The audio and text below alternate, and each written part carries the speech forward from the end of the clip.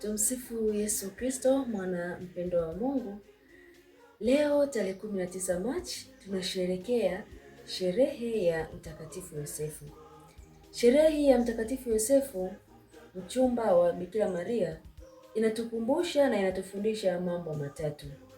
Jambo la kwanza, uzuri wa maisha ya unyenyekevu, utii na uaminifu kwa Mungu.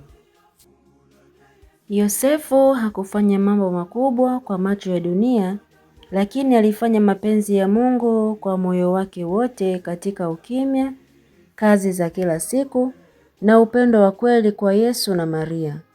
Anatufundisha kwamba utakatifu haupo katika maneno mengi, bali katika kutenda kwa uaminifu wajibu wetu wa kila siku.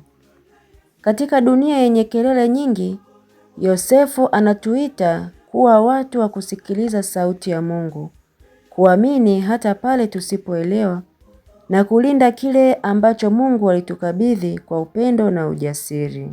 Mtakatifu Yosefu, utuombee ili nasi tuwe watu wa haki na amani, zaidi wanyenyekevu na watiifu kwa sauti ya Mungu.